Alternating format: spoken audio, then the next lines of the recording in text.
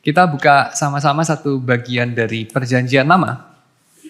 Kalau kemarin kita baca kisah dari Yakub ya, sekarang kita baca kisah dari Abraham.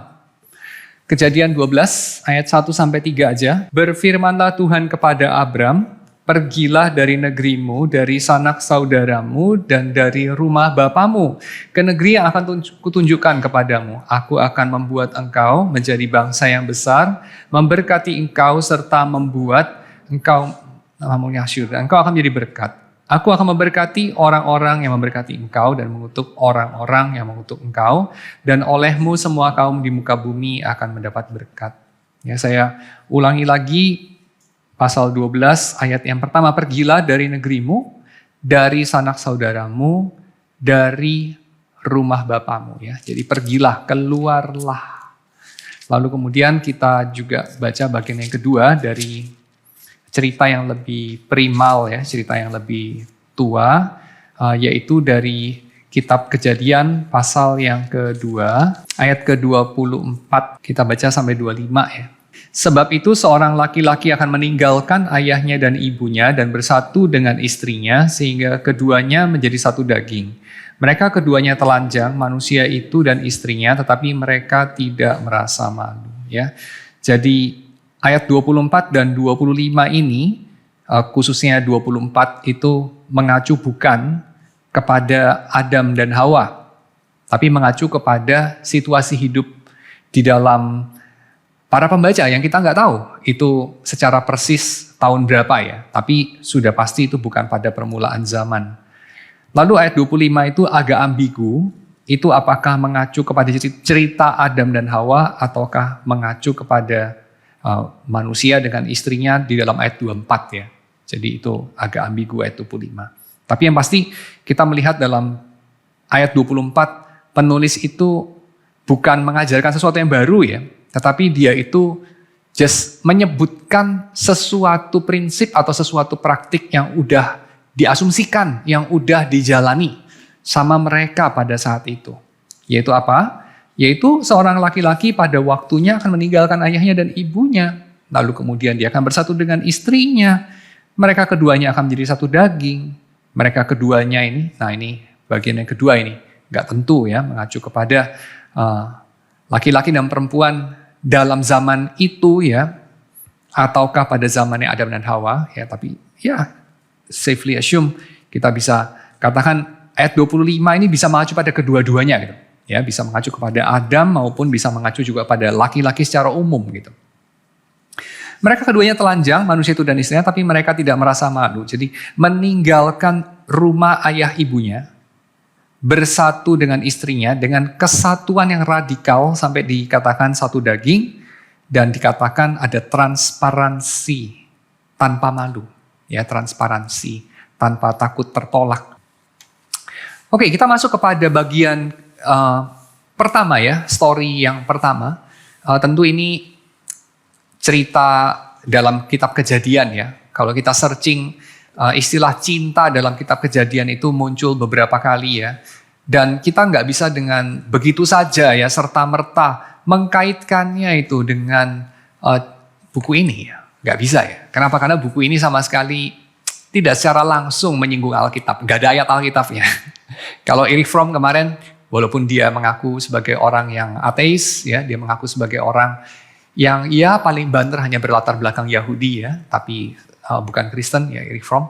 Tapi ada banyak sekali rujukan kepada Alkitab dalam bukunya Erich Fromm, The Art of Loving. Tapi dalam buku ini sama sekali nggak ada sih. Ya, jadi memang buku ini ditulis dalam latar belakang worldview yang sama sekali sekuler, ya, dan agak lebih cetek juga sih dibandingkan dengan bukunya Fromm. Ya, tetapi saya kira apa yang ditulis oleh Marcia Millman di sini dapat melengkapi apa yang dikaji sama Fromm. Ya, kalau Fromm kemarin itu bicara lebih luas cinta dalam bentuknya, dalam manifestasinya antara orang tua sama anak, ya, antara teman sama teman, antara bahkan orang dengan negaranya, dengan bangsanya, ya, dengan sesama manusia, selain laki-laki dengan perempuan. Tetapi dalam bukunya Milman di sini lebih fokus ya kepada relasi antara laki-laki dan perempuan ya dalam relasi cinta romantis. Jadi memang saya kira juga ada tempatnya lah ya kita masuk lebih mendalam, mungkin lebih mendarat ya dalam hal itu. Nah tapi nggak bisa serta-merta kita kaitkan sama cerita Alkitab sebetulnya ya. Kenapa? Karena kalau kita searching aja ya kata cinta di dalam kitab Kejadian ya. Kita bisa lihat itu munculnya itu dalam rupa yang latar belakang budayanya beda banget sih. Sama budaya Hollywood ya, menjadi latar belakang dari Milman punya buku ini ya. Misalnya, kita bisa lihat pasal 24 ayat 67 kitab Kejadian. Ya, Ishak mencintai Ribka sedemikian sewaktu Ribka dibawa ke dalam kemah Sarah ibunya. Dia mengambil Ribka itu menjadi istrinya, demikian dia dihiburkan setelah ibunya meninggal.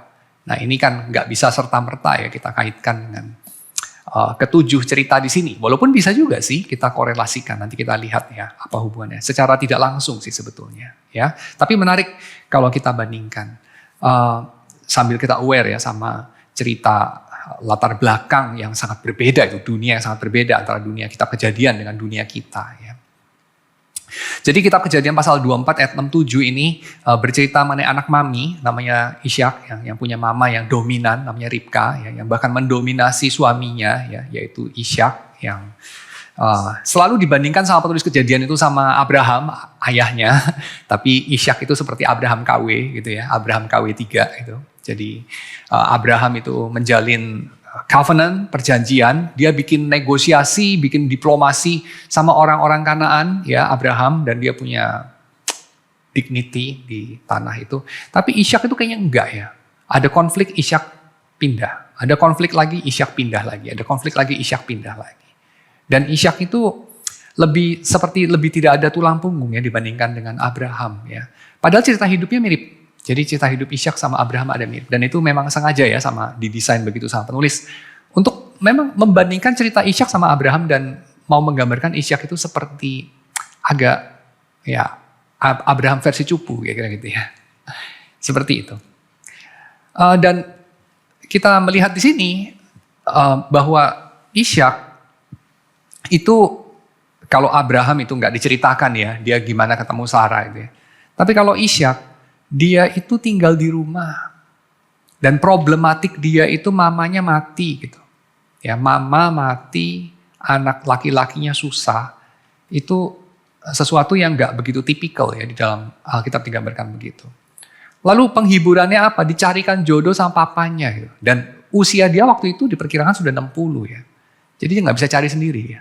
Dicarikan sama papanya, bayangkan ya. Sekalian juga mungkin menjadi excuse kita ya. Gue belum setua Ishak gitu ya. Dicarikan jodoh sama papa gitu ya. Lalu kemudian Ribka itu digambarkan lebih aktif sih dibandingkan Ishak ya. Ribka kasih minum onta ya. Itu saya pernah hitung-hitung pada satu ketika itu. Dia transporting kayak 2 ton air waktu itu kasih minum onta itu. Karena onta kan minumnya banyak ya. Dan pasukan onta yang dibawa itu kan dijelaskan ada berapa onta ya. Jadi kalau dihitung-hitung, saya hitung-hitung kira-kira itu 2 ton air. Ya enggak 2 ton dia panggul ya. Maksudnya bolak-balik manggul 2 ton gitu in total kan. Banyak juga itu ya. Itu kerja keras Ribka. Ishak digambarkan itu ditemui sama Ribka gitu ya. Ribka dibawa lalu kemudian Ishak nungguin aja di sana. Lalu Ribka itu yang sepertinya lebih proaktif. Dia memakai telekung ya. Dia turun menjumpai Ishak. Dan Ishak itu yang kemudian dikatakan apa? Dihiburkan ya. Dia itu mengalami diangkat dari keterpurukannya setelah ibunya meninggal. Oleh siapa? Oleh Ribka. Dan tidak heran di kemudian hari setelah Ishak tua dan merasa sudah mau mati, Ribka itu take control ya. Dia yang menentukan pada akhirnya mengarahkan tangan Ishak itu memberkati siapa. Akhirnya dia memberkati Yakub, bukan orang yang favornya dia ya. Anak favorit dia itu kan Esau. Dan Ribka itu mengarahkan tangan dia untuk memberkati Yakub ya dengan cara-cara yang ya kita bisa nggak setuju ya, manipulatif. Jadi digambarkan seperti itu ya. Jadi kata cinta di situ apa itu? Ya, cinta di situ ya sekedar favor. Lalu kemudian Kejadian pasal 29 itu ya. Penceritaan orang yang lain lagi. Yakub cinta sama Rahel, ya, dan itu bikin dia bisa kerja keras selama 7 tahun, ya, 7 tahun tambahan, ya, jadi 14 tahun itu.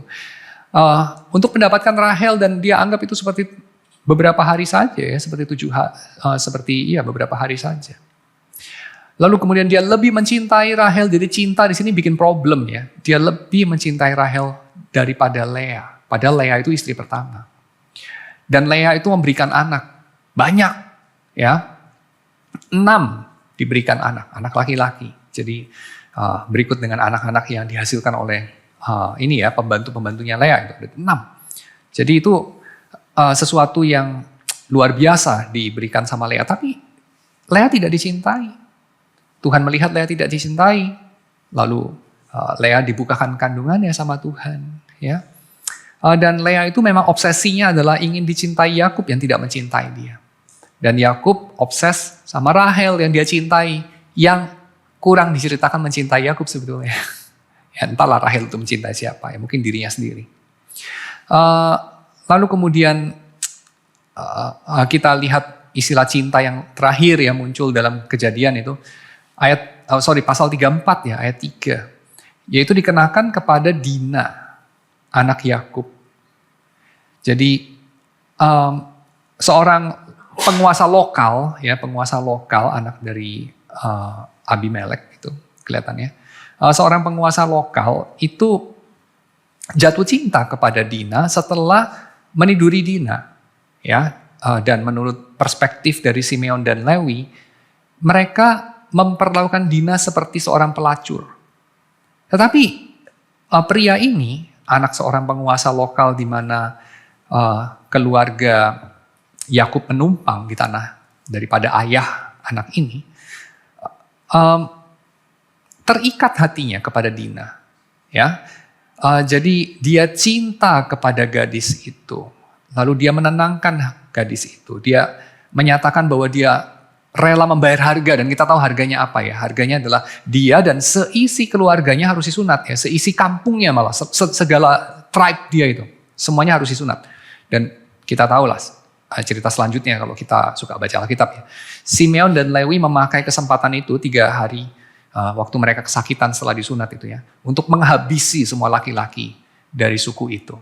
Ya, jadi kita tahu kesungguhan yang bisa digerakkan oleh cinta itu, ya, kesungguhannya sampai sedemikian, ya, meresikukan keamanan, sekuritas dari tribe dia, dan memang akhirnya resikonya terjadi gitu. Jadi istilah cinta di sini tidak berwarna-warni, tidak mendalam, ya, tidak positif bahkan, ya, cuman sekedar favor gitu. Kalau dibandingkan dengan apa yang bisa direnungkan sama orang-orang seperti Fromm, ya, sama orang-orang seperti Milman dalam buku ini, ya. Jadi poin saya adalah kita tidak bisa membandingkannya dengan serta-merta sih, ya. Tapi kita bisa, tentu saja bisa, ya, untuk berespon secara Kristiani, untuk berespon sebagai umat yang dibentuk oleh kisah-kisah ini, tentu bisa, ya. Nah, bagaimana? Salah satunya saya ambil angle ini, ya, dengan kita melihat bahwa ada motif yang diberikan oleh Tuhan kepada Abraham, diberikan oleh Tuhan kepada Israel, dan itu terekam di dalam cerita mengenai manusia pertama, dalam sebuah narasi yang paling tua, ya, naratif yang lebih tua mengenai manusia itu ada di dalam Kejadian 2. Kejadian 1 itu lebih muda, ya, Kejadian 1 itu dibikin 500 tahun setelah Kejadian 2. Jadi dalam Kejadian 2, cerita yang paling purba, yang paling primal itu, diceritakan mengenai manusia itu meninggalkan rumah ayahnya dan ibunya, ya, dan itu selaras dengan Abraham itu meninggalkan atau dipanggil Tuhan meninggalkan rumah ayahnya dan ibunya, ya, untuk pergi ke tempat di mana Tuhan memimpin dia. Dan meninggalkan rumah ayah dan ibu itu sesuatu yang menarik, ya, kalau kita explore dari situ dan kita coba kaitkan dengan cinta. Saya kira di situ kita bisa ambil titik temu antara analisis ya dari 7 cerita ini, khususnya cerita yang pertama dari Marcia Milman, dengan Alkitab. Yaitu apa? Yaitu panggilan untuk keluar dari rumah orang tua. Itu panggilan apa, ya? Kalau saya analisa dulu dalam ceritanya Abraham dan ceritanya PL, ya. Abraham tuh dipanggil keluar dari rumah orang tuanya, itu artinya apa?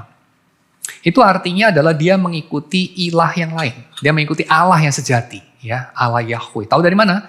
Tahu dari sini. Abraham punya papa itu menyembah Allah yang sama nggak dengan Abraham? Apakah Abraham itu dipanggil keluar dari rumah ayahnya oleh Allahnya ayahnya? Apakah Allahnya ayahnya itu adalah Yahweh? Jawabannya bukan, ya. Kita tahu dari mana? Dari perjanjian kelak dalam cerita selanjutnya. Cerita antara Yakub sama Laban. Waktu Yakub kabur dari rumah Laban, ya, dia sudah 20 tahun di rumah Laban, sudah amazing, ya, sudah menumpuk harta gitu, ya, udah banyak banget harta yang dia tumpuk. Lalu kemudian dia kabur dari rumah itu. Lalu kemudian Laban mengejar, ya. Lalu kemudian Laban itu menegur Yakub, ya. Lalu kemudian salah satu resolusinya, kemudian mereka berdamai, mereka sepakat gitu, ya, kayak perdamaian di Gaza sekarang, ya, gencatan senjata. Kira-kira gitu mereka mencapai kesepakatan dan mereka mengakhiri dengan doa bareng gitu, ya. Dan doa barengnya itu adalah atas nama Allahnya Terah, ya, dan juga Allahnya Abraham. Jadi kita tahu dari situ apa? Allahnya tuh beda, ya. Allahnya Terah, Allahnya Nahor, Allahnya Abraham itu beda-beda itu. Jadi ketika dipanggil keluar Abraham itu dari rumah ayah, dari rumah ibunya, itu adalah dia itu ganti server gitu, ya, pindah agama itu panggilan untuk pindah agama, mengikuti Allah yang lain. Dan pindah agama itu nggak cuma kayak kita, ya, kalau kita tuh pindah agama itu ya cuma pindah keyakinan. Tadinya saya meyakini kebenaran mengenai Allah itu ini A, versi A, ya. Misalnya Allahnya orang Buddhis itu yang benar, atau Allahnya orang Buddhis kayaknya nggak punya Allah, ya. Allahnya orang Islam itu misalnya benar, ya, atau Allahnya orang nggak tahu Sikh atau orang Bahai itu yang benar. Lalu kita ganti gitu, ya, Allahnya orang Kristen, ya, benar, misalnya. Tapi enggak loh, dalam narasi perjanjian lama nggak terlalu penting, ya. Teologi kamu itu apa? Dalam artian apa yang kamu percaya mengenai Allah itu not that important, ya. Nggak sepenting bagi orang Injil lah kira-kira gitu, ya. Yang lebih penting itu apa? Kamu jalan kemana? Kamu jalan sama siapa? Itu lebih penting. Jadi dengan kata lain, teopraksi itu yang lebih penting ketimbang teologi. Gitu. Logi, apa yang kamu percaya, ya, kepercayaannya benar, gitu, ya. Apa ortodoksi itu nggak sepenting ortopraksi, gitu, ya. Jadi kamu berjalan mengikuti Allah yang mana, nah itu lebih penting daripada kamu percaya hal yang benar soal Allah yang benar, gitu. Semacam itu. Ya saya nggak bermaksud membenturkan, tapi Anda tahu lah poin saya, ya. Jadi Abraham itu dipanggil keluar dari rumah ayahnya, itu dia dipanggil keluar berjalan bersama dengan Tuhan. Tidak lagi berjalan bersama dengan Allahnya Terah, Allahnya Nahor, ya. Tapi sekarang berjalan bersama Allahnya dia, Allahnya Abraham, yakni Yahweh. Nah, ini kaitannya apa sama ceritanya Milman? Cerita First Love, ya. Nah saya ceritain dulu, ya, ceritanya Milman First Love itu apa. Milman bilang First Love itu basically ada 2 poin, ya. Yang pertama itu adalah kamu terpisah, kamu memisahkan diri dari orang tuamu. Yang kedua, kamu meneguhkan identitas kamu yang baru, yang beda dari orang tuamu. Kita tahulah anak remaja itu kan suka dibilang sedang mencari jati diri, gitu, ya. Benar, ya? Anak pemuda itu sedang membangun identitas, gitu, ya. Menemukan, membangun, meneguhkan identitas. Dan itu somehow, ya, ada hubungannya dengan cerita cinta pertama kita. Ya, ada hubungannya. Nah, hubungannya apa? Itu diceritakan sama Milman kira-kira begini. Hubungannya itu adalah bukan ini, ya, Milman tidak mengomentari kamu sebaiknya itu memilih cinta pertamamu seperti apa, gitu, ya, atau apalah segala macam. Yang boleh, nggak boleh, yang sebaiknya yang bikin kamu bahagia, enggak sih, dia nggak ngomong soal itu, ya.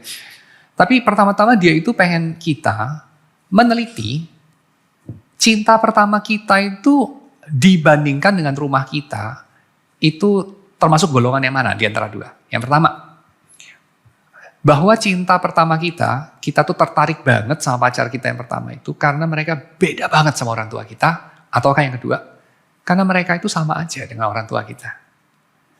Jadi kalau kamu amati, ya, coba kamu ingat-ingat pada momen kayak begini nih, usia kamu kayak udah berapa sih usia kamu sekarang? 23 gitu, ya, mungkin, ya, 25, 27. Gitu ya, kira-kira usia kalian kan segitu ya. Itu mungkin udah pernah lah ya ngalamin cinta pertama ya. Masa nggak pernah ya? Kan cinta pertama, cinta monyet itu kan. Waktu kalian masih monyet gitu ya.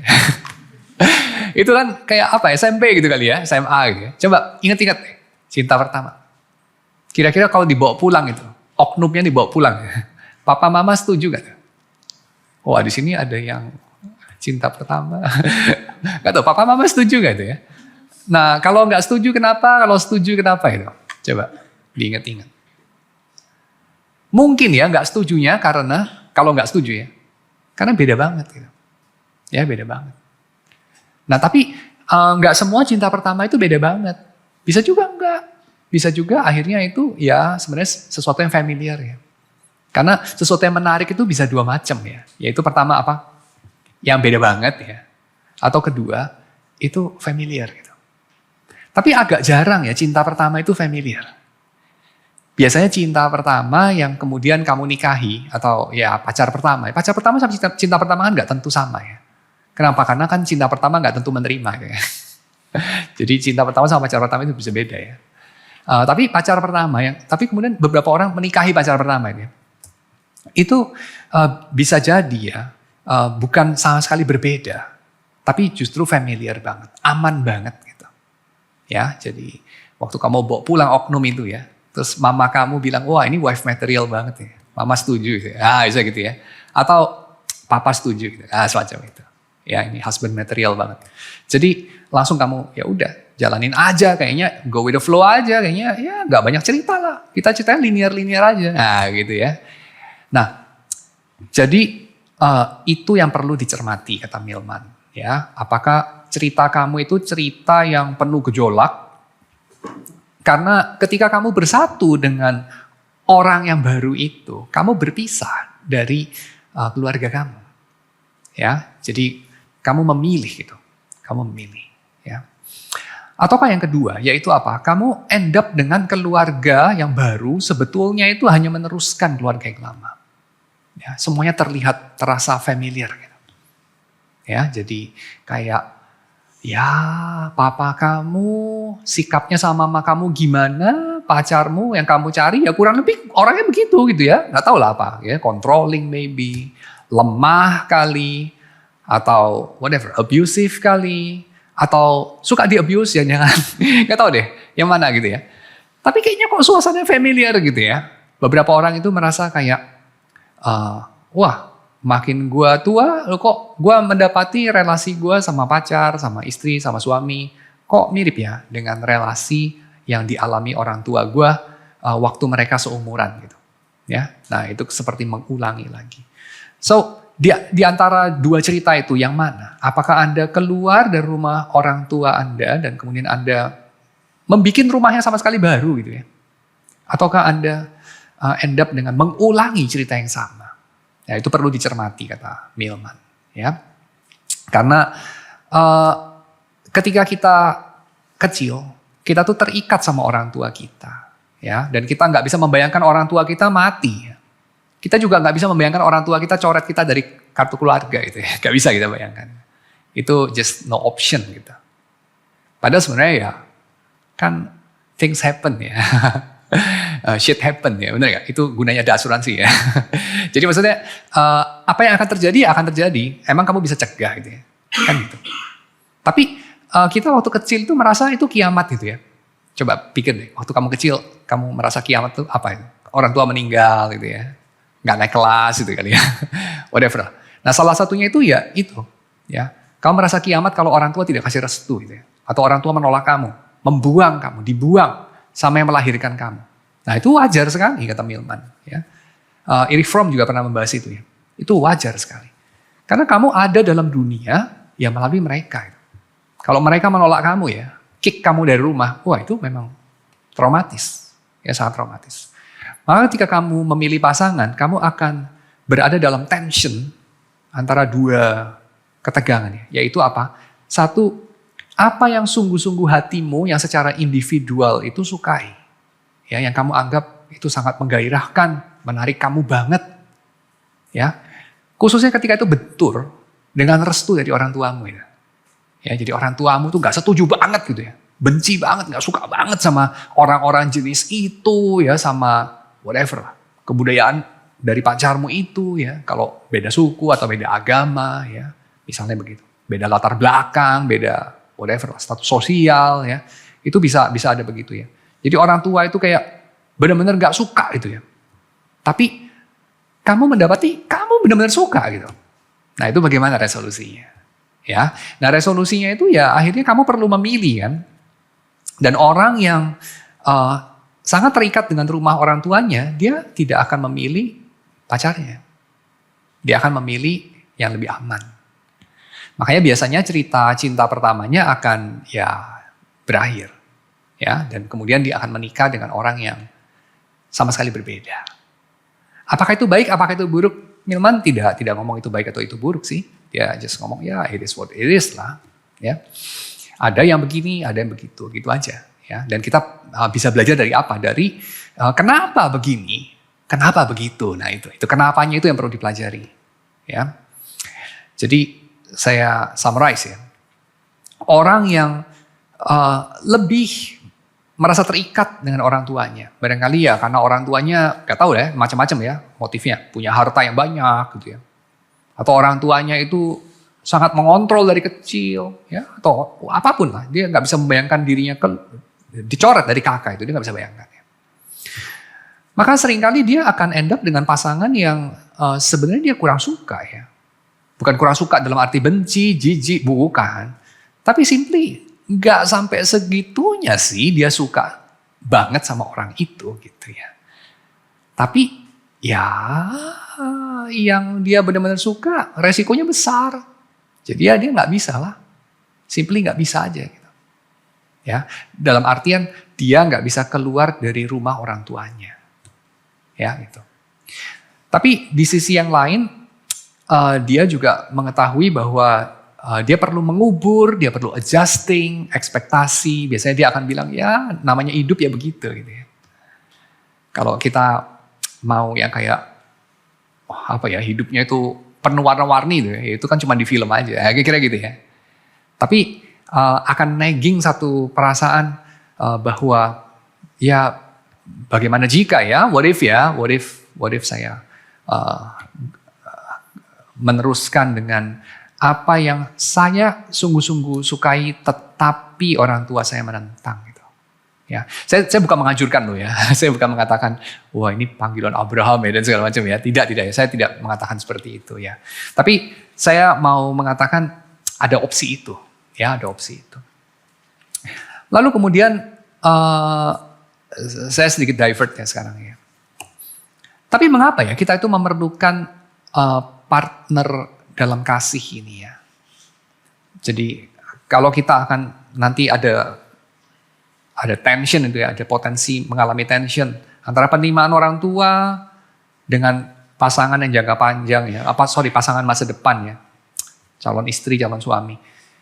Tapi kenapa ya kita perlu itu ya?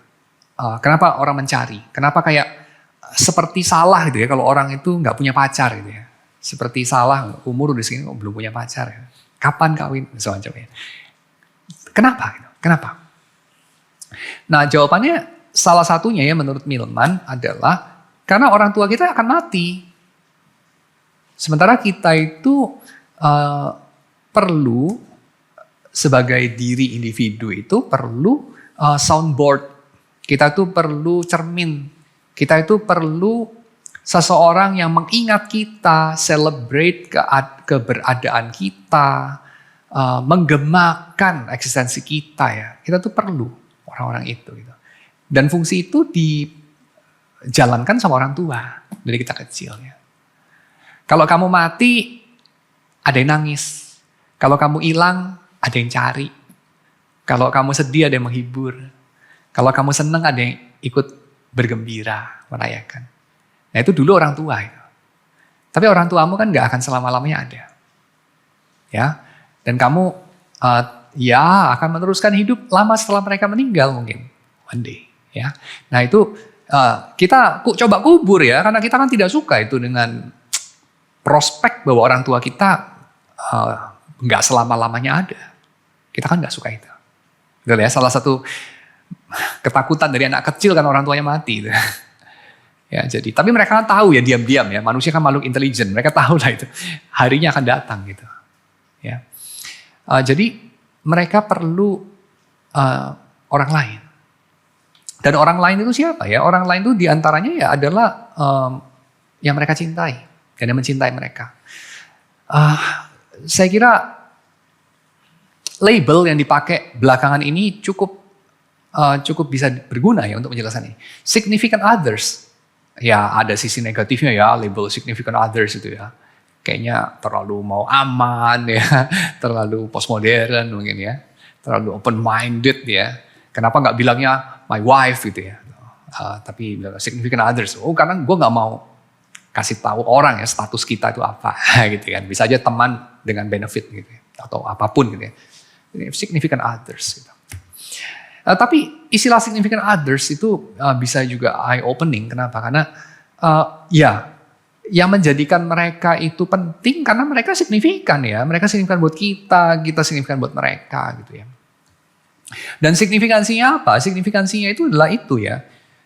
Kita menjadi orang penting dalam hidup mereka dan mereka menjadi orang penting dalam hidup kita. Dan ada kestabilan dalam relasi yang kita pelihara sampai berpuluh-puluh tahun, sampai nanti kita satu hari mati. Gitu. Dalam perjalanan itu kita tuh nggak hidup sendiri. Ada yang ingat kita gitu. Ya, makanya kayak dilupakan itu sedih banget gitu ya, kayaknya. Karena kalau kamu dilupakan itu kayaknya kayak as good as dead gitu ya. dalam otak orang itu ya, dalam hidup orang itu gitu. You're as good as dead gitu ya. Apa bedanya gitu. Ya, dan jadi kita perlu itu, perlu soundboard itu.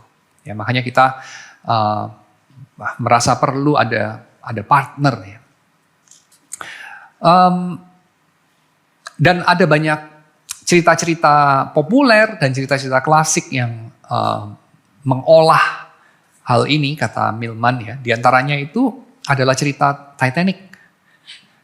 Kemarin saya udah singgung sedikit ya cerita Titanic. Ada gadis-gadis yang nonton Titanic 60 kali ya.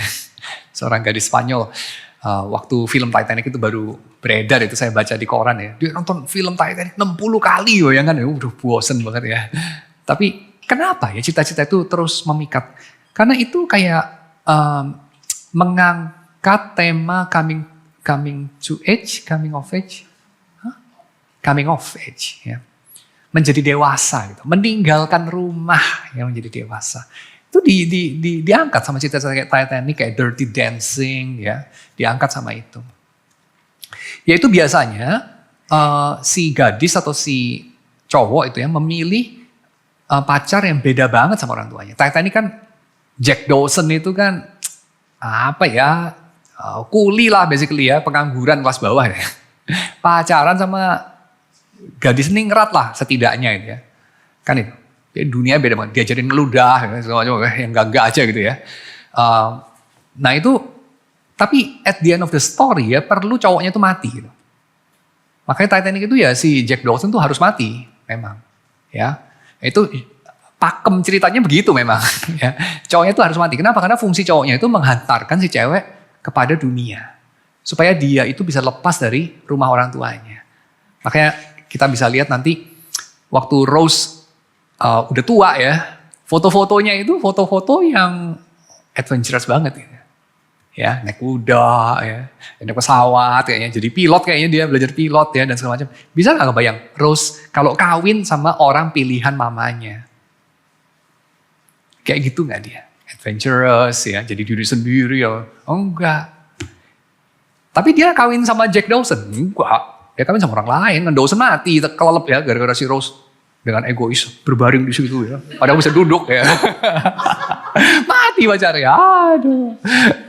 Tapi memang pakemnya harus mati ya, kenapa? Karena fungsinya Jack itu untuk menghantar Rose menjadi dirinya sendiri, bukan jadi minion dari mama gitu ya. Kita harus begini, kamu harus kawin sama dia. Kenapa? Karena ya bagaimana? Ini pilihan paling rasional gitu kan. Papamu dan udah mati ya. Ekonomi keluarga kita terancam. Masa kita mau hidup miskin? Tuh. Semacam itu. Jadi ya memang dia harus dipisahkan dari mamanya lewat katastrofi itu ya. Kapal tenggelam, ketemu Jack Dawson dan semacam. Jadi sekali tersentuh oleh cinta hidupnya berubah, kira-kira gitu lah. Ya cerita Titanic. Makanya resonan sama kehidupan banyak kita ya. Makanya kita bisa nonton berulang-ulang Titanic. Dirty Dancing juga sama ya. Pelatih dansanya itu kan cowok kelas bawah gitu. Kayak apaan sih itu kan, pelatih dansa aja gitu. Dan akhirnya si ceweknya dikirim ke, gak tau lah, Ivy League gitu, ke Yale atau ke Princeton gitu ya. Dan gak ketemu lagi lah sama pacarnya itu ya. Itu cuma cinta sesaat aja gitu.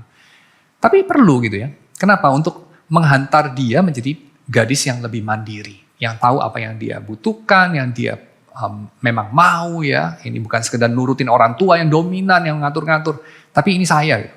Semacam itu ya. Menolong untuk bikin separasi antara rumah ya, yang masa lampau dengan rumah masa depan gitu. Dan kita pernah mendengar juga ya cerita-cerita dalam hidup nyata ini, yaitu apa? Pernikahan orang yang gagal ya. Pernah kita dengar itu kan, orang bercerai ya. Nah, orang bercerai itu kadang-kadang kalau kita tanya itu dia nikah sama siapa ya? Oh ternyata dia nikah sama ya pacar pertama ya. Tapi kemudian dia bercerai. Nah kalau ditanya ya kenapa ya seperti itu. Nah ini seringkali kata Milman, dia mewawancarai ribuan orang ya mengenai hal itu. Seringkali adalah karena dia menikahi pacar pertama yang memang hanya berfungsi seperti Jack Dawson. Ya jadi pada akhirnya ya dia sudah tumbuh dewasa. Dia sudah outgrow itu. Dia udah gak butuh lagi pasangan itu. Karena dia sudah meninggalkan rumah, dia sudah menemukan dirinya. Tapi pacarnya itu keburu dikawinin gitu ya, keburu dinikahi. Ya akhirnya menjadi krisis ya. Karena dia tidak menemukan pertumbuhan lagi, jadi stagnan dia di dalam pernikahan pertama itu ya. Karena ya itu, kalau Rose nikah sama Jack Dawson ya mungkin gak kemana-mana sih. Karena dia hanya memerlukan Jack Dawson untuk meninggalkan rumah. Nah sekarang sudah meninggalkan rumah ya, ternyata tidak ternyata dia perlu bertumbuh lagi gitu ya. Atau yang kedua ya, first love-nya itu bisa destruktif kalau kemudian membawa kepada obsesi. Nah ini misalnya ya, kalau kita lihat first love-nya ditolak gitu ya misalnya. Ini diusung sama cerita-cerita misalnya Wuthering Heights ya, di mana Heathcliff itu ditolak ya oleh dia punya childhood sweetheart gitu, lalu kemudian dia obses sama childhood sweetheart itu. Dan cerita kayak gini kan kita pernah ketemu ya beberapa waktu yang lampau di berita itu ya, ada satu cowok ditolak sama cewek yang dia ngebet banget 8 tahun sebelumnya gitu ya, waktu masih SMA atau apalah gitu, waktu masih kuliah. Terus dia jadi stalker ya, terus akhirnya dipolisikan gitu kan, entah ke polisi ya jadi stalker gitu. Nah itu cannot help ya si cowok itu gitu, cannot help, degradasi. Siang malam dia memikirkan cewek itu yang jelas-jelas itu ya tidak mau sama dia. Ya, tapi dia jadi stalker. Kenapa ya? Apa yang dialami orang-orang semacam ini? Kenapa mereka tidak bisa bear penolakan? Lu ditolak sama si A. Nggak tentu si A itu the best for you kan. Bisa aja lu nanti kalau bisa melepaskan diri dari obsesi lu itu ketemu si B jauh lebih bagus dari A. Lu juga lupa sama A. Kan gitu. Ntar ditolak sama B juga bisa ketemu C, D, E, F, G ya. Dan segala macam kan. Jadi biasa aja itu kan ditolak ya. Dulu waktu saya muda itu pernah ada satu ungkapan. Loh cowok itu kan memang salah satu fungsinya untuk ditolak ya. Dan salah satu fungsi cewek adalah menolak. Ini namanya leksi ya. Itu kan ini aja ya, lumrah aja, natural aja itu ya. Di dalam teori evolusi, natural aja ya seperti itu gitu ya. Jadi cowok itu ya memang inilah, mengajukan proposal ya, anggapnya proposal bisnis ya, terus tolak ya biasa aja ya, move on lah, nah, kayak gitu ya. Tapi untuk orang-orang tertentu gak bisa dengan gampang move on. Why? Kata Milman karena akar dari obsesi mereka itu bukan pada cinta mereka yang ditolak itu. Akar obsesi mereka adalah pada mereka itu ditolak waktu masih kecil oleh orang tuanya. Mungkin karena mereka anak ketiga, lahir karena kecelakaan gitu ya. Koko dan cicinya sudah SMA gitu ya mungkin. Lahir satu bayi lagi gitu ya. Dan segala macam gitu ya. Lalu kemudian kayak, lu ngerepotin aja lu gitu ya. Gue riset lagi ya, mulai dari nol lagi. Gue pikir udah bentar lagi merdeka gitu ya. Gak ada anak-anak di rumah. Punya bayi lagi gitu ya. Wah, unwanted child gitu ya. Itu mungkin menimbulkan satu perasaan unworthy of life, unworthy of love. Ya, jadi kayak dia berusaha untuk dicintai dengan berbagai cara lah, menjadi anak penurut, anak manis, ya, menuruti semua kata orang tua. Tapi dia tahu orang tuanya ya karena kewajiban aja mencintai. Ya, sedih ya kalau kayak gitu. Nah orang seperti ini ketika dia ditolak sama cinta pertama ya, bisa jadi obsesi. Ya bisa jadi obsesi atau bisa jadi ya patah arang gitu. Seperti itu ya. Karena apa? Karena dia nggak mau terima kenyataan ya luka masa lampau, masa kecil dia itu ya menandai bahwa dia memang tidak berharga untuk dicintai. Dia nggak mau terima itu. Makanya dia maksa untuk diterima sama orang yang itu gitu ya. Dia nggak bisa dihiburkan dengan wah udah cari orang lain aja, nggak bisa gitu ya. Dia harus diterima sama orang yang itu yang menolak dia. Gitu. Dan seterusnya. Ya. Ada cerita yang kedua, Henry James punya Washington Square, ya ini difilmkan beberapa kali.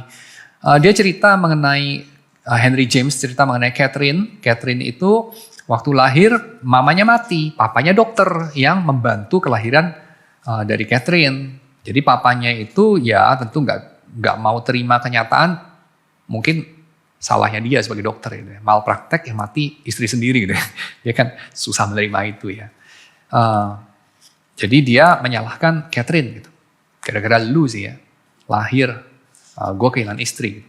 Ya pasti nggak ngomong gitu ya, kan anak masih bayi masa dia ngomong gitu. Tapi ada sikap-sikap tertentu yang secara subconscious mungkin ya, dirasakan sama Catherine itu. Jadi dia sangat adore papanya, karena papanya itu kan orang yang pintar ya, orang yang hebat, dihormati di masyarakat, dokter. Wah, kan. Tapi papanya itu kayak nggak terlalu menyukai Catherine. Gak terlalu nerima gitu. Jadi gak pernah jadi anak yang disayangi dan segala macam. Dan Catherine terus-menerus berusaha untuk memenangkan hati papanya. Sampai dia dewasa, dia didekati sama seorang pria, Maurice Townsend ya. Nah Maurice Townsend itu di hadapan papanya itu cuman mau warisan aja ya, ngincer duit aja itu. Ya karena papanya itu keluarga yang berada banget. Ya ini Maurice Townsend ini cuman mau duitnya doang ya. Maka papanya itu tidak setuju sama relasi mereka dan mengancam untuk mencoret Catherine dari daftar ahli waris kalau nekat mau nikah sama Townsend. Ya. Catherine nggak peduli dengan itu sebenarnya. Dia karena suka juga ya sama si Townsend ini, jadi dia nggak peduli sebenarnya. Tapi Townsend justru peduli. Karena Townsend itu walaupun bilang, oh enggak lah gue nggak nikah sama lu karena duit lu, tapi sayang juga ya. Dan dia butuh juga duitnya. Jadi kita tunggulah ya, kan penting juga mungkin ya restu orang tua dan segala macam. Jadi mereka menunggu, tapi papanya nggak berubah. Ya. Papanya sih ya nggak bisa diubah. Ya. Akhirnya tahu nggak apa? Akhirnya Townsend pergi. Ya, jadi Catherine patah hati ya. Kenapa? Karena dua hal ya. Pertama, dia tahu papanya itu nggak sayang sama dia sebenarnya. Ya, jadi kalau dia nggak nurut ya dia dicoret gitu ya. Kedua, dia juga tahu ya Townsend ini sebenarnya juga nggak sayang-sayang banget sama dia sebenarnya. Jadi dia nggak bisa mengorbankan warisan itu demi Catherine sendiri. Jadi Catherine ini akhirnya tinggal sebagai orang yang menyadari dalam dunia ini tidak ada orang yang mencintai dia. Ya. Tapi anehnya, dia tetap stay di rumah itu. Jauh setelah papanya meninggal, dia tetap stay di rumah itu, ya, dan dia tidak menikah sampai akhirnya. Kenapa? Karena dia menerima kenyataan saya itu tidak cukup berharga untuk dicintai. Itu cerita sedih juga ya, cerita dari Henry James. Hal ketiga ya, yang dikatakan sama Millman, jadi yang kedua tadi itu mengenai nggak cukup berharga untuk dicintai. Yang ketiga itu adalah tidak bisa melepaskan masa lampau. Jadi ini dia bercerita mengenai pasangan Franz sama Howard. Ya. Franz sama Howard itu menikah waktu mereka parubaya. Yaitu setelah pasangan masing-masing meninggal. Jadi pasangannya Fran meninggal, suaminya, dan istrinya Howard meninggal. Lalu mereka saling menghibur ya. Lalu mereka berjanji menikah, gak terlalu lama setelah pasangannya meninggal. Mereka udah beli rumah, udah ditata rumahnya bagus. Tapi mereka gak pernah tinggal di rumah itu. Instead of tinggal di rumah yang baru itu, mereka tinggal di rumah yang lama. Jadi di weekdays itu ya, Fran sama Howard itu tinggal di rumahnya Fran, nanti weekend tinggal di rumahnya Howard gitu. Jadi, dan mereka selalu memastikan kepada pasangan yang baru ini ya, bahwa mereka tidak bisa, bahwa mereka mendapati pasangan yang baru itu selalu second class gitu dalam cinta. Ya. Jadi orang yang pertama itu ya yang sudah mati itu gitu. Ya, jadi yang ini gak sebagus yang pertama lah. Dan mereka membiarkan yang orang itu tahu gitu. Nah ini gak bisa let go ya, gak bisa let go orang yang sudah mati gitu. Dan ini sama juga dengan tidak bisa let go orang tua ya. Tidak bisa keluar dari rumah untuk bersatu dengan istri atau suami, gak bisa ya. Nah itu sesuatu kendala sebetulnya. Cerita yang lain, cerita Gabriel sama Greta ya. Ini cerita 1904, pada satu kesempatan hari apa itu Natal gitu ya, mereka dinner bareng gitu sama keluarga yang lain. Lalu Gabriel ini melihat sekeliling dengan perasaan campur aduk, mereka sudah paruh baya juga ya. Lalu Gabriel itu bilang kayak dalam hatinya, tahun depan ya, Natal tahun depan mungkin sekarang 10 orang, Natal tahun depan mungkin sisa 9. Who knows ya, sisa 7 kali ya. Udah pada tua ya, bisa ada kemungkinan mati gitu ya, mati. Jadi dia mixed feeling lihat teman-teman ya, nyanyi lagu Natal, nyanyi lagu cinta ya dan segala macam. Lalu satu ketika ya, satu teman itu nyanyi satu lagu, lalu Greta itu kayak transfix gitu, kayak terhipnotis gitu ya. Terus kayak distant, terus kayak nggak nyambung, kenapa lu gitu ya. Lalu malamnya mereka nginep di hotel karena kayak badai salju gitu. Lalu kemudian Greta itu cerita ya panjang lebar. Dia cerita apa? Dia cerita bahwa waktu dia berusia 17 tahun, itu dia jatuh cinta sama seorang namanya Michael Fury. Michael Fury itu tapi gak disetujui sama orang tuanya. Lalu kemudian orang tuanya Greta itu menyekolahkan Greta ke luar kota ya, di Amerika, negara bagian yang lain lah. Jauh gitu. Gak mungkin lah si Fury itu nyusul gitu, karena keterbatasan ekonomi dan segala macam. Jadi Fury itu mohon-mohon agar Greta itu tidak pergi ya. Dan itu juga di musim salju, seperti waktu lagu itu diputar ya. Dan dia memohon-mohon di tengah salju sampai akhirnya besok paginya tetap Greta itu pergi. Dan Greta mendengar kabar bertahun-tahun kemudian bahwa Michael Fury itu mati.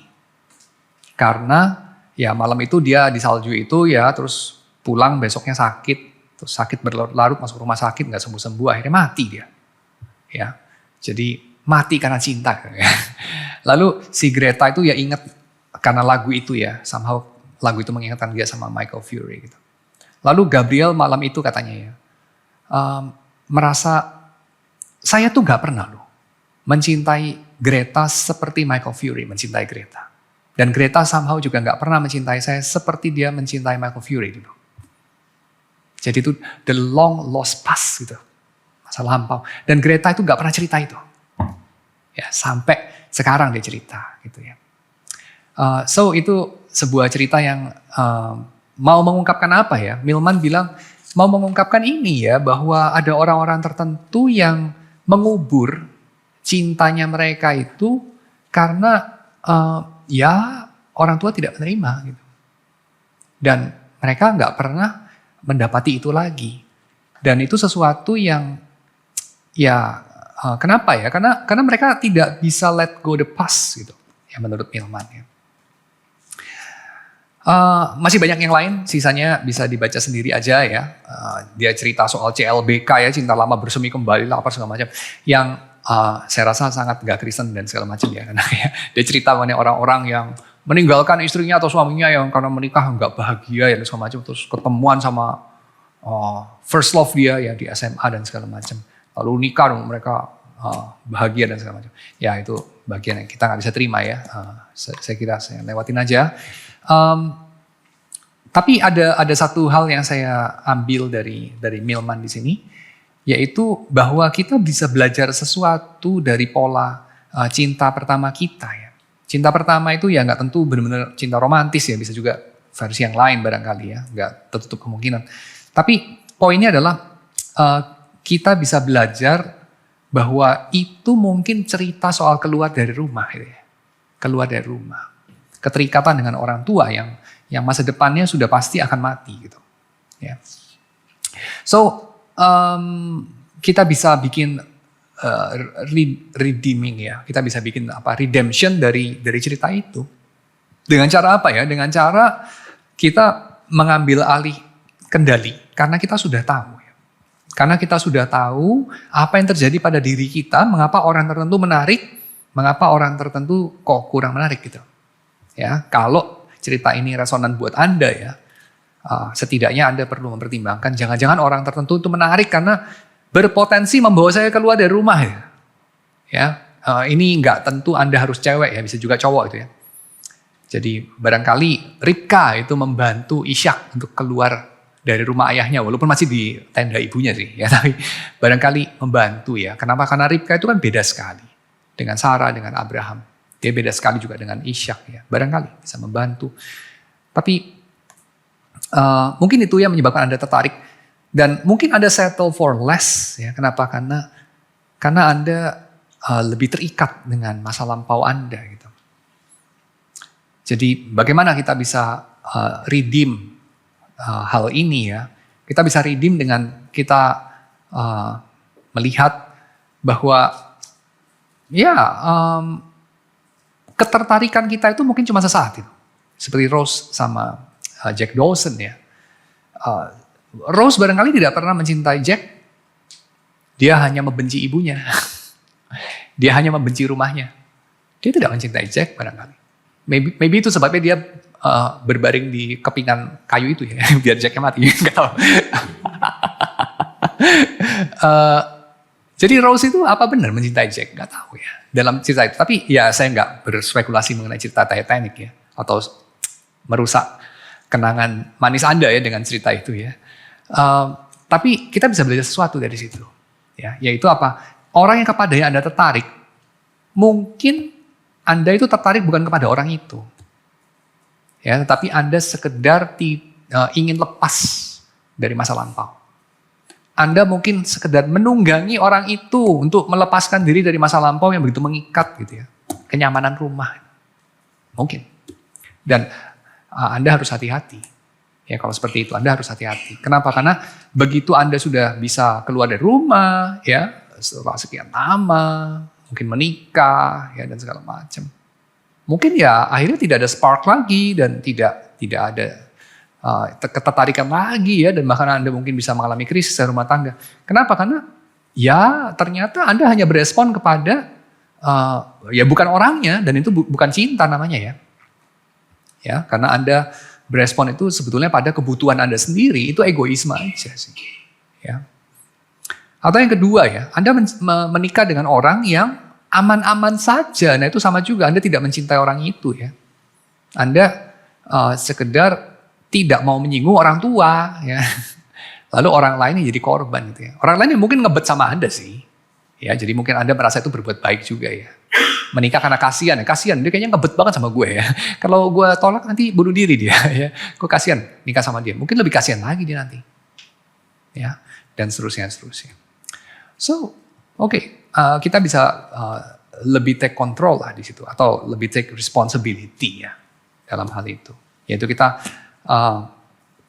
berhati-hati ya, atau setidaknya mendiskusikan itu. Nggak harus ini terus dihindari, tapi bisa didiskusikan setidaknya ya dengan teman, dengan orang tua, dengan yang bersangkutan sendiri, dengan lebih terbuka gitu ya, sama diri sendiri juga ya. Yaitu adanya motif-motif ini yang bisa menarik kita, mendorong kita ya. Terima kasih Pak untuk penjelasannya. Pertanyaan dari aku, kita kan sebagai orang Kristen, kita percaya ketika kita percaya sama Tuhan, terus kita ditebus kayak gitu, artinya kita udah memiliki perubahan hidup. Perubahan hidup yang mungkin sebelumnya ada kekurangan, terus dengan ditebus kita akhirnya berubah menjadi pribadi yang mungkin lebih baik. Nah, kira-kira dalam berpasangan kan kita juga berharap lah ketika kita berelasi kita bisa semakin dekat dengan Tuhan, jadi kita memiliki perubahan hidup. Nah, apakah background itu jadi penting juga ketika kita punya ke depan, kita pasti bisa berubah kok ketika kita mau berjalan dalam Tuhan, kayak gitu sih Pak. Sangat penting sih. Karena kalau kita tidak ada di dalam Kristus, kita hanya bisa mengandalkan diri sendiri. Jadi seperti ceritanya Milman di sini ya, obviously dia committed kepada worldview yang ateistik lah, ya. Worldview Hollywood yang ateistik gitu. Ya tentu nggak ada cerita soal Tuhan merubah orang, ya Tuhan mengampuni, Tuhan menolong, dia lepas dari narasi yang lama dan semacam, nggak ada itu. Semua ini ya cerita manusia aja. Ya, kalau kamu fail ya kamu fail, ya. Kalau kamu sukses ya itu kehebatan kamu lah, kegigihan kamu itu aja. Jadi penting nggak untuk kita mengingat, ya, menginkorporasi dalam keputusan kita bahwa orang Kristen itu adalah orang yang dimiliki sama Tuhan, bukan dimiliki sama dirinya sendiri. Kedua, orang Kristen itu diubahkan sama Tuhan. Jadi kayak bagi Tuhan apa saja mungkin. Gitu ya. Oh, sangat penting. Tapi Tuhan itu mengubahkan kita nggak dalam waktu sehari. Tuhan mengubahkan orang tidak menjadi seperti yang kita ingin orang itu berubah. Dan Tuhan itu punya timingnya sendiri. Jadi kita nggak boleh mengandalkan itu. Saya jumpai orang-orang Injili ini ya seringkali overemphasize soal orang-orang yang sudah lahir baru itu berubah. Ya. Overemphasize itu. Ya tentu saja orang yang lahir baru bisa berubah. Tuhan mengubah dia. Tapi berubahnya itu berapa banyak? Berubahnya itu perlu waktu berapa lama? Dan berubah itu nggak linear. Karena bisa balik lagi, lalu bisa maju lagi. Pertumbuhan rohani itu gerakannya poco-poco gitu. Maju mundur dia. Nah itu kalau kemudian kita asumsikan, orangnya yang penting udah lahir baru gitu. Itu lahir baru itu penting. Tapi masalahnya adalah itu bukan satu-satunya pertimbangan. Lagi pula lahir baru itu kayak ada subjektifnya loh. Gak sepenuhnya subjektif ya, tapi ada subjektifnya. Jadi bagaimana kamu bisa tahu orang itu lahir baru gitu? Masalahnya ya. Jadi ini sesuatu yang kita nggak bisa sepenuhnya andalkan. Ya. Jadi orang itu lahir baru hanya bikin kita bisa berharap kepada Tuhan. Tapi kita nggak bisa mengandalkan itu saja atau mempertimbangkan itu saja. Gitu. Ya, karena kalau itu saja nanti jadinya itu wishful thinking gitu. Enggak lah gitu ya. Dan artinya kita menutup mata seringkali terhadap banyak red flag ya. Yang kadang-kadang itu ada itu, kelihatan banget red flagnya gitu ya. Oh ya, semua orang kan orang berdosa. Jadi kadang-kadang orang tuh bohong-bohong sedikit ya. Semua orang kan orang berdosa, kadang-kadang orang itu kehilangan kendali lah ya. Mukul-mukul dikit kadang-kadang ya. Semua orang berdosa ya, kadang-kadang dia cemburu-cemburu, controlling gitu ya. Kadang-kadang toxic gitu ya. Kadang-kadang nelponin cowok-cowok yang deketin gue juga misalnya gitu ya. Terus ngancam-ngancam, terus berantem atau kasih racun sedikit di kopi ya, apapun gitu. Kan semua orang berdosa sedang diproses sama Tuhan. Yang penting dia udah lahir baru gitu. Kita harus berhati-hati sama itu. Kira-kira begitu. Ya. Tapi tentu ya lahir baru itu faktor yang sangat penting. Tentu. Tapi kita perlu untuk tidak naif lah. Kira-kira gitu ya. Berarti first love itu kan lebih ke tentang childhood dan lain-lain gitu ya. Dan kalau misalnya ngomongin seandainya orang tuh udah berdamai dengan masa lalunya dan udah ya mungkin bertahun-tahun gitu ya sampai bisa self-reflect, self-aware dan lain-lain sampai di titik dia berdamai, gimana caranya kita tahu ini tuh bukan bayang-bayang dari masa lalu? Selera kita yang sekarang tuh bukan bayang-bayang dari masa lalu. Ada indikasi atau apapun. Ya sebenarnya sih bayang-bayang dalam arti masa lalu kita masih hadir dalam diri kita juga nggak apa-apa sih sebetulnya ya. Tapi yang kita perlu waspada itu apa? Kita itu sepenuhnya dikendalikan sama masa lalu. Jadi kita cuma jadi minion, cuma jadi ekstensi dari eksistensi orang tua. Nah itu yang kayaknya patut disayangkan. Kenapa? Karena Tuhan itu melahirkan individu yang baru ya, individu yang berbeda dari orang tua. Gitu. Orang tua itu A dan B, kita itu C. Ya C itu adalah miripnya sama A, adalah miripnya sama B. Tapi kalau nggak ada lebih dari A dan B, nah itu jadi problem. Gitu. Nah kalau respon-respon kita ya, yang kita tertarik itu cuman sehubungan dengan A dan B, misalnya kita tertarik sama D, hanya gara-gara ini beda banget sama A dan B gitu ya. Atau ya A dan B itu orang tua kita itu nggak akan menolak lah, mereka akan seneng ya, saya bawa pulang itu gadis yang ini atau laki-laki yang ini. Itu sesuatu yang problematik juga gitu. Kenapa? Karena Anda itu adalah manusia dewasa yang lahir dari orang tua Anda, tapi bukan milik orang tua Anda. Nah itu. Jadi Anda punya kehidupan sendiri. Walaupun tentu Anda perlu menghormati orang tua, mengasihi mereka, dan seterusnya ya. Tapi manusia itu manusia yang berbeda loh, gitu, dengan orang tuanya.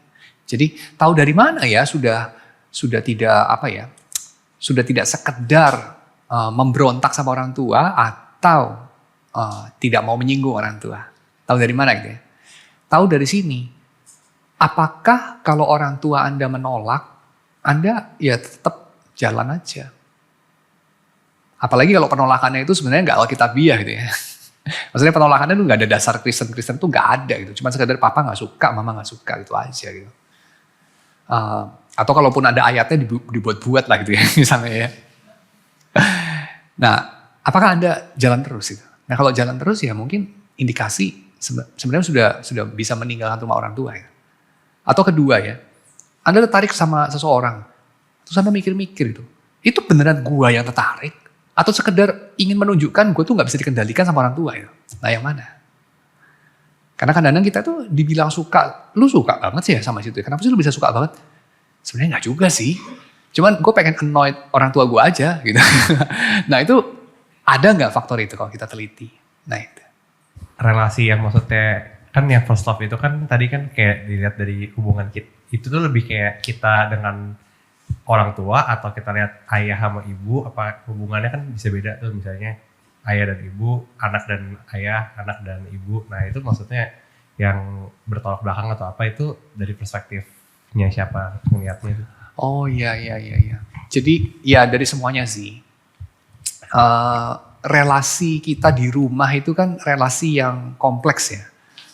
Melibatkan relasi ayah dan ibu misalnya. Ayah dan ibu berantem terus ya. Itu relasi anak sama anak kan bisa beda dengan kalau ayah dan ibu rukun-rukun. Ya kan? Ayah itu favor anak nomor 1 gitu ya. Kan bisa beda dengan ayah itu gak ada favoritism. Nah, misalnya gitu. Dan seterusnya. Ibu tuh menolak anak nomor 2 misalnya gitu ya. Kan beda dengan ibu tidak menolak. Misalnya gitu. Dan seterusnya.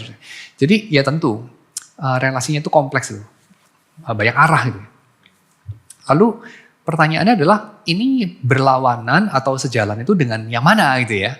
Jawabannya dengan semuanya gitu. Dengan holistiknya aja gitu. Jadi kayak kita tuh kalau lihat pola first love yang sama sekali beda itu ya kayak itulah ya. Si Rose dalam film Titanic kok bisa pacaran sama Jack Dawson gitu. Itu kan kayak dua dunia beda banget gitu.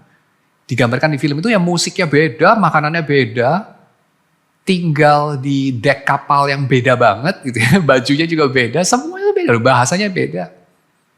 Hal-hal yang bisa diterima dan gak bisa diterima pun beda. Nah itu. Nah seperti itu gitu. Kalau di film Titanic itu menyangkut kelas sosial ya, membedakan tuh kelas sosial. Gak harus begitu ya, kadang-kadang satu kelas sosial yang sama bisa juga ceritanya beda banget gitu ya. Mungkin agamanya beda gitu ya. Atau mungkin gak tahu apanya gitu. Cerita hidupnya ya, selera musiknya mungkin, whatever. Bisa beda banget gitu. Nah kita kadang-kadang bisa milih pasangan atau kita tertarik kepada pasangan yang beda banget gitu. Nah terus kita perlu memeriksa, ini gue tertarik ini kenapa ya gitu.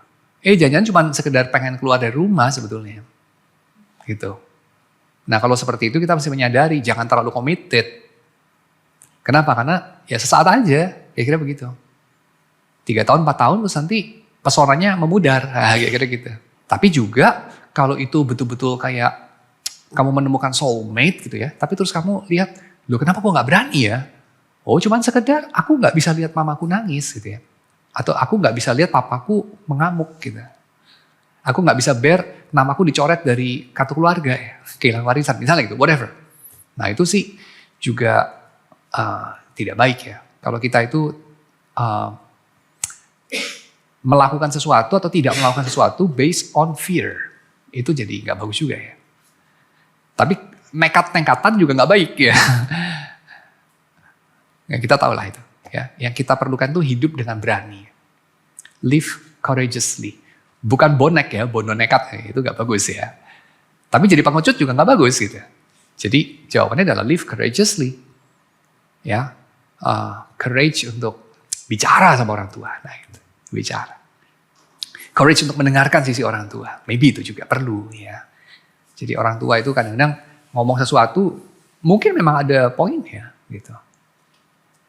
Jadi kita perlu memeriksa, ini rationally speaking, ataukah sekedar ya lebih gampang aja kalau gue nurutin mereka, nah itu. Atau sekedar gue marah aja, jadi gue pengen tunjukin memang gue nggak bisa dikontrol sama mereka. Gitu. Nah yang mana tuh? Atau kamu sungguh-sungguh dengan berani mendengarkan. Dan itu bisa ditunjukkan dengan kamu bertanya. Coba memahami perspektifnya gitu. Tanpa harus setuju. Itu kan beda banget ya. Opsi yang tengah ini butuh keberanian lebih besar loh. Gitu. Kalau sekedar membangkang itu ya sebenarnya semi-semi opsi pengecut lah. Tapi nurutin gitu aja ya lebih pengecut lagi. Gitu. Saya yakin gak semua orang mengalami sih. Maksudnya kayak saya sendiri, ada gak ya gue naksir orang, suka sama orang yang kayak really gitu, sampai kayak Michael Fury gitu. Berdiri di salju sampai mati kena pneumonia, kayaknya enggak lah kali ya. Mungkin terlalu mencintai diri sendiri, entahlah. Tapi kalau kamu mendapati ya, kamu ada pengalaman itu ya, setelah dicermati, dianalisa ya, ini apa yang mendorong ya, apa yang menarik itu. Dan itu otentik ya, memang itu diri kamu. Kamu patut bersyukur sih. Be grateful. Gak semua orang mengalami. Ya, khususnya saya mengalami, udah kita ini makin tua ya, makin sedikit loh hal yang kita cintai dengan sungguh-sungguh. Yang kita tuh antusias ya, pupil matanya melebar gitu. Kalau dulu saya mengamati itu kamera gitu ya. Karena kayak teknologi kamera digital itu masih berkembang itu dulu itu. Saya kayak matanya berbinar-binar loh lihat kamera terbaru itu ya. Sekarang itu kayak ya udahlah gitu. Walaupun dulu lebih gak bisa beli, sekarang lebih bisa beli sebetulnya. Tapi kayak gak segitunya lah, kayak ya 11-12 lah. Moto pakai HP aja lah. Tapi ada yang hilang itu.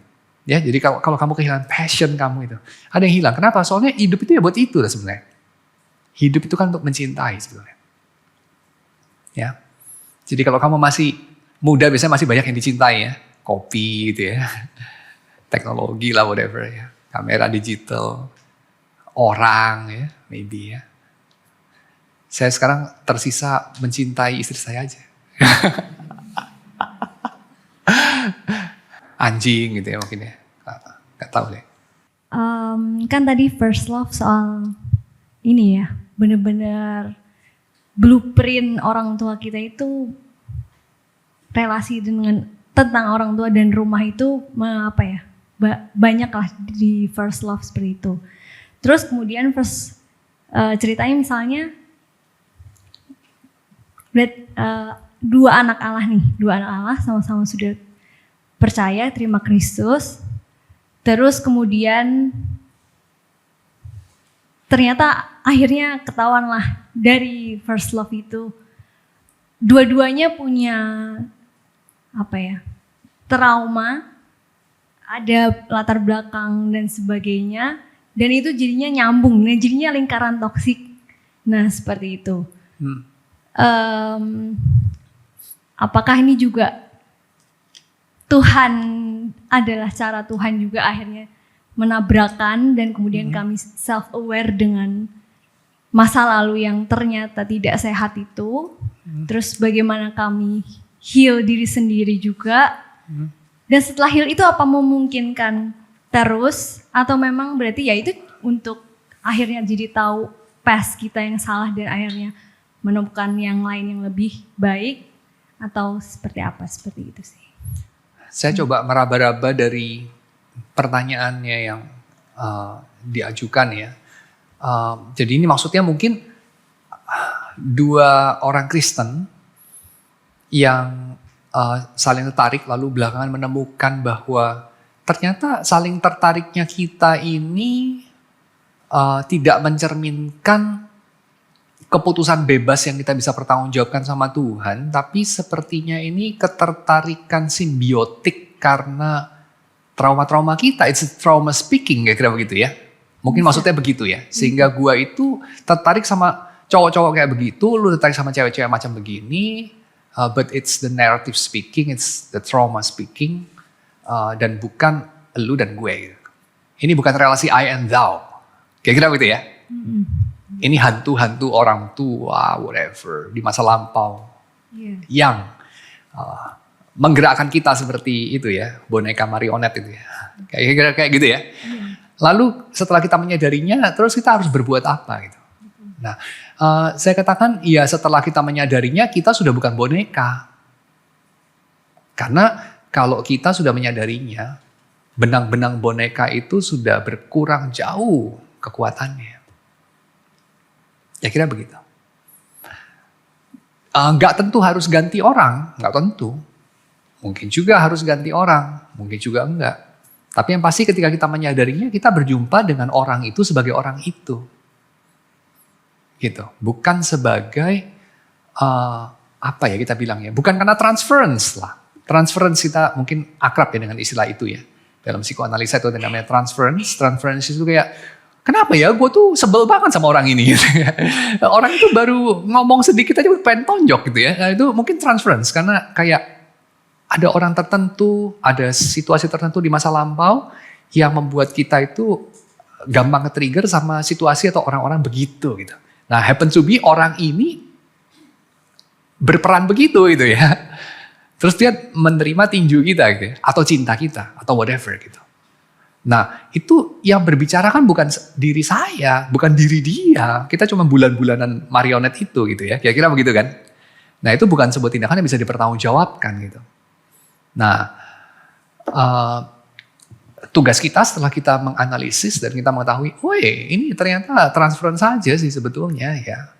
It's a trauma speaking, ya kita bicara lagi. Nah itu, kita bicara lagi lalu kita menemukan, oh sepertinya tidak sehat kalau kita teruskan. Atau sepertinya masih bisa diteruskan. Tapi kita masih waspada dengan narasi-narasi di masa lampau itu. Gitu. Kalau yang saya tadi coba pahami ya Pak, jangan mencintai orang untuk mencapai tujuan kita, tujuan pribadi. Entah itu mau lepas dari rumah atau yang lain sebagainya, tapi mencintai orangnya, personnya gitu. Tapi yang saya pikirkan dari tadi, kita kan saya orang berdosa, dia juga orang berdosa gitu. Apakah saya bisa mencintai orang itu seumur hidup saya dengan kekurangan saya dan dia juga mempunyai kekurangan gitu. Maksudnya mencintai dengan cinta yang konsisten dari saya mencintai dari awal sampai sampai selesai gitu. Karena saya kadang mengamati mungkin orang tua apakah cintanya berkurang tapi tetap masih bersama hanya karena udah diikat perjanjian pernikahan begitu. Jadi saya pengen tanya, Pak, bisakah kita mencintai orang dengan seperti kita mencintai dia pertama kali, melihat dia memang secara person gitu, seumur hidup kita gitu. Karena kita kita, baik saya maupun dia adalah sama-sama orang berdosa yang kadang-kadang mempunyai kekurangan, kelemahan yang membuat kita putus asa gitu. Ya. Kita perlu membedakan dua definisi atau dua pengertian cinta. Ya. Cinta itu bisa diartikan sebagai ketertarikan, hasrat untuk bersatu dengan, ini Freudian, Freudian definition atau Freudian use of the word love. Dengan cinta dalam definisi yang lebih luas, definisi yang saya cuplik dari Thomas Aquinas misalnya, yaitu willing the good, doing the good, wishing the good, of the other gitu. Jadi menginginkan, mengusahakan, berkomitmen untuk melakukan hal-hal yang baik, ya, mengharapkan hal yang baik dialami, dimiliki, terjadi pada orang lain. Nah, kalau cinta diartikan sebagai definisi yang pertama ya, tertarik untuk bersatu dengan, ya, melebur dengan. Ini saya nggak bilang lebih positif, lebih negatif dan segala macam ya. Tapi platonic, erotic platonic view of love ini Plato mengenakan bukan hanya pada manusia tapi juga pada pengetahuan, ya, pada keindahan dan segala macam ya. Kita ingin bersatu dengan pengetahuan, dengan kebenaran. Itu pun satu cinta juga itu, ya, cinta eros ya. Kita tertarik kepada yang lebih tinggi itu. Nah, kalau kita artikan seperti itu, maka ya tentu saja ketertarikan itu bisa naik turun ya, itu sangat bergantung kepada banyak faktor gitu ya. Itu yang kita bilang mungkin ya dalam dunia konseling pernikahan sebagai spark gitu ya. Terus kita bilang kayak, wah udah gak ada sparknya lagi di pernikahan gue gitu ya. Oh lu perlu spend waktu untuk ya mungkin gak tahu gitu, menyepi sendiri ke Pulau Seribu ya atau apapun gitu. Rutin dating ya, kencan dan segala macam. Untuk sparknya itu bisa muncul lagi dan seterusnya ya. Ini saya kira penting juga ya karena ada emotional side dari manusia ya, itu kita mesti mengakui. Tapi ada juga yang kedua yaitu apa? Yaitu cinta itu willing the good of the other. Cinta itu bisa dilakukan karena janji dan itu bisa menimbulkan spark juga. Gitu. Jadi saya kira yang kedua itu nggak perlu dipisahkan atau dibenturkan dari yang pertama ya. Lu begini kan karena udah terlanjur janji aja, lu kewajiban aja, terus seolah-olah kayak ya itu devaluasi gitu ya, karena kewajiban aja. Tapi saya kira ya kebaikan itu tetap kebaikan walaupun dilakukan karena kewajiban gitu ya. Kalau listrik di rumah saya mati, lalu kemudian saya nelpon 123 PLN, lalu PLN datang gitu ya. Saya sih nggak gitu berharap petugas PLN melakukan dengan passionate gitu ya. Karena dia mencintai kelistrikan mungkin dari sejak kecil, 1 SD udah senang elektronik gitu ya. Enggak lah, dia melakukan dengan kewajiban juga nggak apa-apa lah. Kira-kira gitu. Dan itu tetap act of love buat saya. Gitu, petugas PLN datang. Itu aja. So, tindakan-tindakan membuang sampah ya, atau apalah, menyikat kamar mandi atau memasak ya, atau apapun itu. That's an act of love. Dan kita hidup untuk itu. Dan itulah yang membuat hidup kita berarti. Ya, dan ya kalau berkenaan dengan hasrat ingin bersatu ya, seperti Yakub sama Rahel, not so much Rahel sama Yakub ya. Itu sesuatu yang ya bisa ups and down lah. Kalau ada itu sangat kuat, pujilah Tuhan.